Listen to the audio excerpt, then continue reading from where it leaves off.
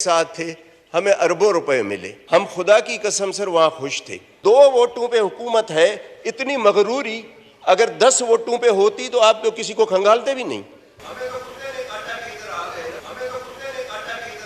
हम sir PTI के साथ थे, इत्तेहादी। किसी वजह से, किसी की मोहब्बत में, किसी के प्यार में हम इस तरफ आ गए। जरदारी साहब से मेरी मुलाकात हुई, बिलावल साहब से। हमने कहा जी मुझे न वजारत चाहिए, न ओहदा चाहिए, कुछ नहीं, मुझे इलाके के लिए डेवलपमेंट चाहिए। जरदारी साहब ने एहसन इकबाल को कहा, जरदारी साहब की उसने नहीं मानी। शहबाज शरीफ साहब की मेहरबानी, उसने 3 बार एहसन इकबाल को कहा कि जी असलम भूतानी मेरे पास दोबारा शिकायत लेके ना आए। फिर भी जब किताब छपी, पीएसडीपी की कोई स्कीम नहीं थी।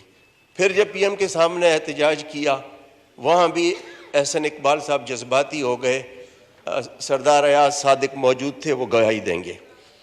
फिर सर जहाँ से नॉर्मली टेलीफोन आते हैं, उनको मैंने रिक्वेस्ट की कि भाई अगर आपके टेलीफोन में अभी कोई वज़न है तो ज़रा एहसन इकबाल को कहो। तो फिर जाके उन्होंने मेरी स्कीम रिफ्लेक्ट की।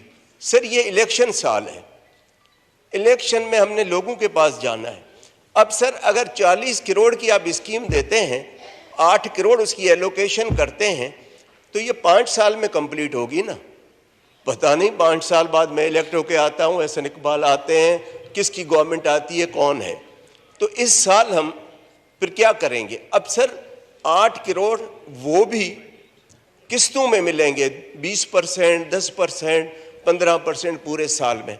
अब आप बताएं कि इलेक्शन में अनसर्टेनिटी होगी, कौन सा कॉन्ट्रैक्टर आके ये काम उठाएगा कि जी मैं 40 करोड़ का काम उठाऊं और ये मुझे किस्तों में 8 करोड़ मिलेंगे, वो भी आखिरी साल में ये किस्त काट देते हैं।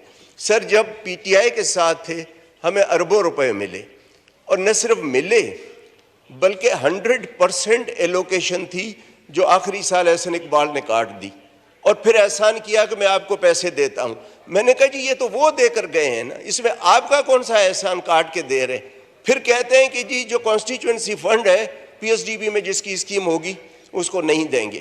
तो सर हम इलेक्शन में कैसे जाएंगे। हम खुदा की कसम सर वहाँ खुश थे। ये जरदारी साहब की मोहब्बत में आ गए। ख्वाजा साहब आप सुने और शहबाज शरीफ तक ये बात पहुँचाएँ। सर ये 2 वोटों पे हुकूमत है, इतनी मगरूरी अगर 10 वोटों